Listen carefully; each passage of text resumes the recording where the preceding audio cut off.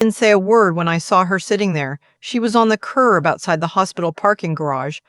Not even a bench, just the concrete edge of the sidewalk, with 2 children asleep against her and 4 bags stacked behind her like she'd been evicted from her own life. It was 11:47 at night. I know because I looked at my phone when she didn't answer my third call, and I was already in my car. I had driven 40 minutes in the dark because something in her voice, when she finally did pick up, didn't sound like my daughter. It sounded like someone who had run out of places to go and was trying not to let me hear it. I parked in the loading zone. I didn't care. I walked toward her and she looked up, and I saw it. That particular expression children wear when they've been trying to be adults for too long and suddenly see their mother. Her face just broke. Not dramatically. Quietly. The way ice breaks in March, slow and then all at once. "Mom," she said.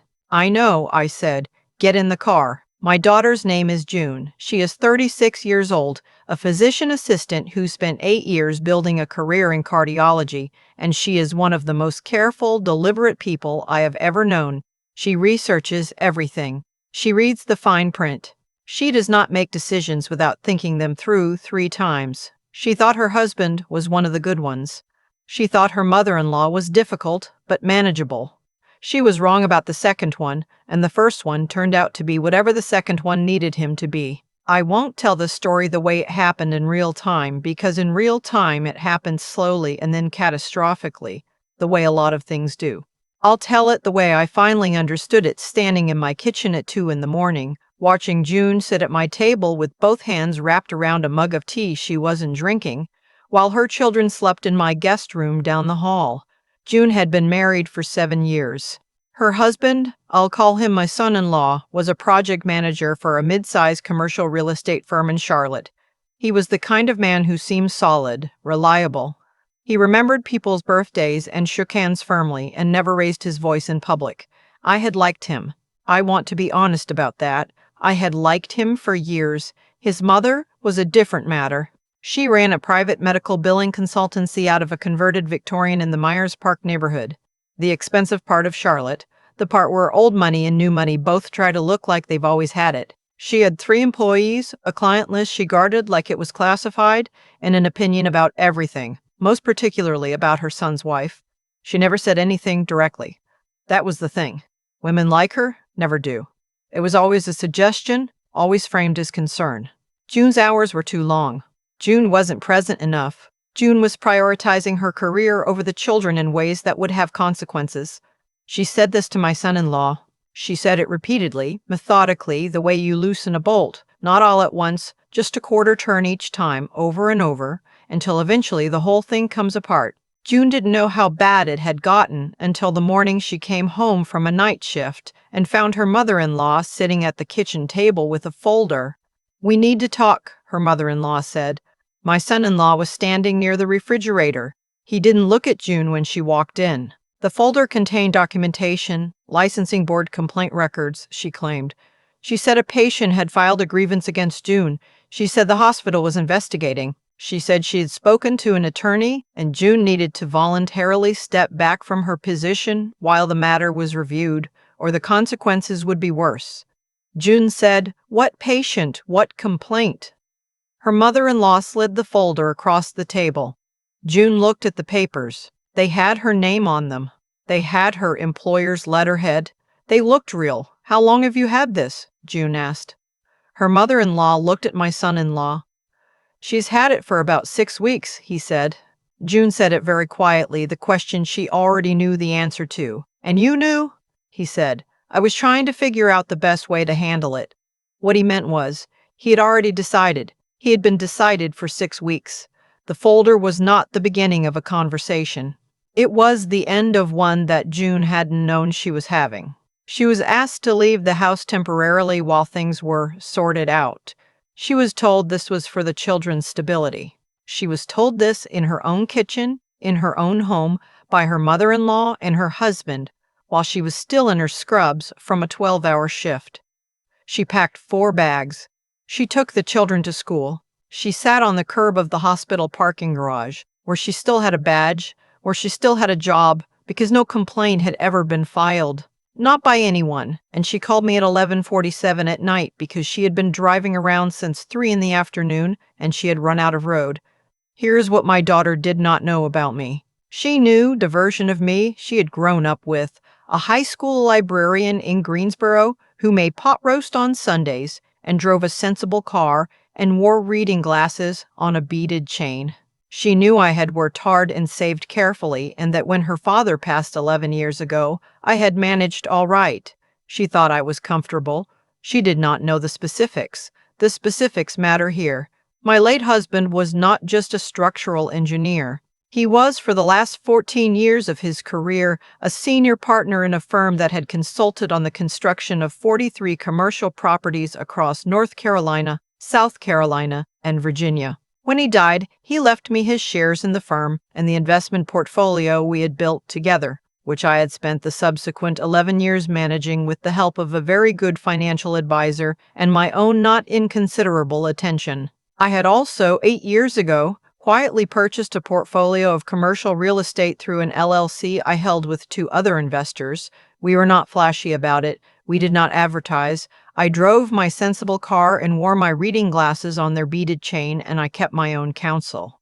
One of the properties in that portfolio was a Victorian in the Myers Park neighborhood of Charlotte. I had owned it for 6 years. It had been rented for most of those 6 years to a private medical billing consultancy. I want to be very clear that I did not know, when we acquired that building, who the tenant was. My co-investors handled the tenant relationships. I saw the quarterly reports and the lease renewals, and I asked the standard questions, and I received satisfactory answers, and I had no occasion to visit the property or investigate the tenant beyond what the financials told me. I knew by June's second cup of tea. She had mentioned the address once years ago in passing, said her mother-in-law worked out of a gorgeous old Victorian in Myers Park, and she'd always thought it would be a beautiful space to convert back to a home. I hadn't connected it then. There was no reason to. Sitting at my kitchen table at 2 in the morning, I connected it. I did not say anything to June. I just refilled her tea and listened and let her talk until she ran out of words and the house got quiet. Then I walked her to the guest room and told her the children were fine and she should sleep. I went back to the kitchen. I opened my laptop. I pulled up the lease records. The annual lease for that Victorian in Myers Park was up for renewal in 11 weeks. I want to say something here because I think it matters. I am not a vindictive person. I have spent 64 years on this earth making decisions I can live with, and I have not always gotten it right. But I have always tried to ask myself the right question. The right question is not, what can I do to hurt this person? The right question is, what is the correct response to what has happened? A woman had used fabricated documentation to threaten my daughter's professional standing. She had done this deliberately, over a period of 6 weeks, with her son's knowledge and cooperation, in order to force my daughter, a working physician assistant and the mother of 2 children, out of her own home. The correct response to that is consequence. I called my financial advisor the next morning. I called the managing partner of our LLC the morning after that. I told them I wanted to be more involved in the Myers Park property going forward, that I would be reviewing the lease terms personally when it came up for renewal. Then I made an appointment. I drove to Charlotte on a Tuesday. I wore a gray blazer and my reading glasses on their beaded chain. I parked in the small lot behind the Victorian, a beautiful building, genuinely, with original crown molding and tall front windows, and I walked up the front steps and I rang the bell. One of the 3 employees answered. I gave my name. I said I was a co-owner of the building and I had a 2 o'clock appointment. My son-in-law's mother came down the hallway in a cream blazer and good shoes, with her hand already extended for a professional handshake. And then she saw my face and stopped. To her credit, she recovered quickly. Less than 2 seconds. Mrs., she said. Yes, I said. I thought it was time we met properly. We sat in her office. It was a nice office. She had decorated it herself, I could tell, deliberate but personal, the kind of space that's meant to say something about who you are. I told her I was doing a comprehensive review of all our investment properties. I told her that the Myers Park lease was coming up, and we were evaluating all our tenant relationships in light of current market conditions. I told her the commercial rents in Myers Park had increased substantially over the past 3 years, and we were looking carefully at whether our existing lease structures reflected fair market value. I said all of this pleasantly with my hands folded on my lap, in the voice I used for 31 years with teenagers who thought they could get away with something. She said, I see. I said, I want to make sure we have accurate information about all our tenant situations, business health, any outstanding legal or regulatory issues, things like that. Standard due diligence for a renewal decision. The room was very quiet. I'm not aware of any outstanding issues, she said. I looked at her. Just looked at her for a moment. Good, I said. Then I'm sure your attorney will have no difficulty with the standard disclosure addendum we'll be attaching to any renewal offer. I stood up. I picked up my bag. I'll be in touch, I said, through the proper channels. I am going to tell you what I did not do because I think this is the part that matters most. I did not call my son-in-law and tell him what I knew. I did not show up at his office. I did not call a lawyer and threaten anyone. I did not tell June what was happening. Not yet. I did not make any noise at all. I went home. I made pot roast. I picked my grandchildren up from school and helped them with their homework and did not say a single word about any of it. I just waited. The first call came 8 days later.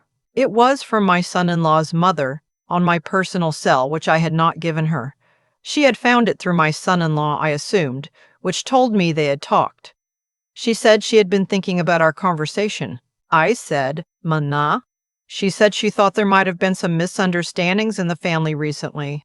She said she cared deeply about her son's marriage, and she wanted to see things resolved in a way that was best for everyone, especially the children. I said, that's good to hear. She said she wondered if there was any flexibility in the lease review timeline. I said, lease decisions are handled through our management company. I'll have them send over the standard materials. She said, of course. I just thought, given the family connection, that it might be possible to handle things more directly. I said, I don't mix family and business. I've always found it cleaner that way. There was a pause. June is welcome to come home, she said. That was never. I want to be clear that she was always welcome. That's a conversation for June and her husband, I said. I wouldn't presume to get involved. I said goodnight and I hung up. June did not go back to her husband's house. Not because of anything I said. I hadn't told her anything yet, but because she had had 3 weeks in my guest room to sleep and think and remember who she was. And what she remembered was that she was a physician assistant with 8 years of experience and a clean record and 2 children who needed a mother who knew her own value. She found an apartment. She had savings. She had a salary. She had, as it turned out, never been the financially dependent person her mother-in-law had apparently assumed she was. She told me the night she signed the lease, I keep waiting to feel scared. I said, do you? She said, no. I feel lighter. I nodded. Mom, she said, did something happen with her? She's been different. My husband says she's been stressed about her office lease. I looked at my daughter for a moment. I said, let me tell you something about your grandfather's firm. I told her everything that night, all of it. The portfolio, the LLC, the Victorian, the Tuesday appointment, the phone call. She was quiet for a long time. Then she said, you owned her building. I own 1/3 of her building, I said, with 2 other investors. For 6 years. For 6 years. She looked at me, really looked at me, the way you look at someone when you realize you've only been seeing one part of them. Did you know, she said, when you first drove down there, did you know what you were going to do? I thought about it. The honest answer. I knew what questions to ask, I said, and I knew that whatever her attorney found in that disclosure addendum was going to be a problem for her, because she had fabricated documents. And people who fabricate documents have things they don't want disclosed. Did she renew the lease? She did not. She vacated at the end of the lease term, peacefully and on schedule. June was quiet again. What happened to her business? She relocated to a smaller space in a different neighborhood. As far as I know, she's still operating. That was never my concern. What was your concern? I thought about June on that curb at 11:47 at night, with her children asleep against her. You, I said, just you. The divorce was not easy. It was not meant to be easy, and I was not going to tell my daughter it would be. She had a good attorney, she found him herself, and she and her husband mediated most of the major decisions, and by the time the papers were signed, they had worked out a custody arrangement that the children moved through without too much disruption. It took 14 months. There were hard days, but there is a difference between hard and hopeless, and June knew the difference now. Her mother-in-law did not contact me again. She did not contact June either, for the most part. Whatever hold she had had over her son required the proximity and the pressure, and once the household dissolved, so did the leverage. People like her need a specific architecture to operate in. Remove the architecture, and they have to find somewhere else to build. I don't think about her very much. Last fall, June invited me to her new apartment for Thanksgiving. She had decorated it herself. Plants everywhere, a couch the color of sage, her grandmother's quilt folded over the reading chair in the corner. Her children ran through the hallway in socks and slid on the hardwood floors and ate too much stuffing and fell asleep on the couch by 8 o'clock. After they were in bed, June and I sat on her small balcony with cups of tea and watched the neighborhood go quiet below us. She said, "I've been thinking about what you said, about not mixing family and business." I said, "Mm-hmm. Did you mean it? Or was that just strategy?" "I thought about it. I meant it," I said. "When it came to her. With you, everything I have always been mixed up with family. There's no separating it." She looked at the street for a while. "I think I want to be more like you," she said. "When I grow up." I laughed. Genuinely laughed, the kind that surprises you. "You're already more like me than you know," I said. "You sat on that curb for 8 hours, and you didn't call anyone until you were sure I could actually help. That's not weakness. That's how I raised you." She turned and looked at me. "You were always going to come," she said. "Of course I was," I said.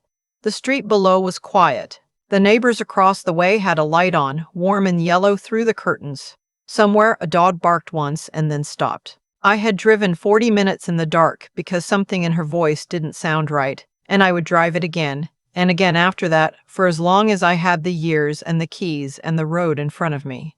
If you are sitting somewhere tonight that doesn't feel safe, in a parking garage or a park or a bus stop or just a room that used to feel like yours, I want you to hear this. You are not too much.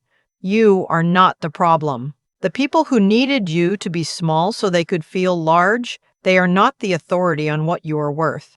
Call someone who will come. And if you don't know who that is yet, please keep looking. That person exists. You deserve to be found. I've thought a lot about what actually happened in that parking garage. Not the logistics of it, but the deeper current running underneath. June sat on that curb for 8 hours before she called me. 8 hours. She was not waiting to be rescued. She was deciding whether she had the right to ask for help. That's what years of quiet, methodical erosion does to a person. It doesn't break you all at once. It teaches you to doubt your own weight in the world. But she called, and I came. And I think that matters more than anything else that followed. What her mother-in-law did was calculated. I want to name it plainly. She fabricated professional documents to threaten my daughter's career, and she did it over 6 weeks, with her son's knowledge in the home my daughter had helped build. That is not a misunderstanding. That is not a difficult personality or a generational difference in communication styles. That is a person who decided that her own preferences were worth more than another person's livelihood and safety. Actions like that have weight. They move things. And the things they move don't always fall the way the person doing the moving expects. I did not set out to punish her. I want to be honest about that because I think the distinction matters. I set out to understand what had happened to my daughter, and when I understood it, I asked myself the question I have always tried to ask: what is the correct and proportionate response? The answer was not revenge. The answer was consequence. There is a difference. And I think it lives in the intention. Revenge is about making someone feel what you felt. Consequence is about restoring the proper shape of things. What I had, the building, the lease, the quiet position of leverage, I had built over decades of careful, honest work. My husband and I made good decisions not because we were lucky, but because we paid attention and we told the truth and we showed up to every obligation we took on. That kind of integrity compounds over time the same way money does. You don't always see it accumulating, and then one day you need it and it's there.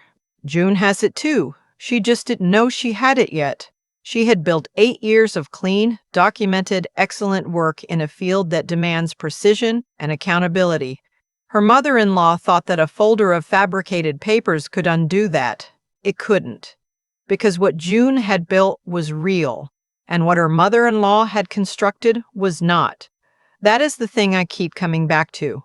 Reality has a way of asserting itself, not always on the schedule we'd prefer, and not always loudly, sometimes very quietly, the way a lease simply does not get renewed, the way a person relocates to a smaller office in a different neighborhood, and life continues. But it asserts itself. June signed her apartment lease on a Thursday afternoon and called me on her way home.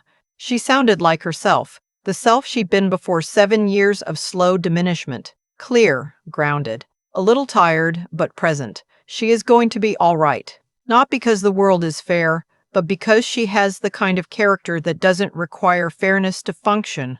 She has integrity that held even when she was sitting on a concrete curb at midnight. She has the intelligence to understand her own situation clearly once she had the space and the sleep to see it. And she has the endurance to rebuild. Not dramatically, not all at once, but steadily. The way she has always done everything. Those 3 things: the willingness to live by your own values even when it costs you, the clarity to see the truth of a situation without flinching, and the stubbornness to keep going anyway. Those are not gifts. They are built. June built them, and nobody, not even someone with a folder full of fabricated documents and a Victorian office in Myers Park, can take away what a person has genuinely built.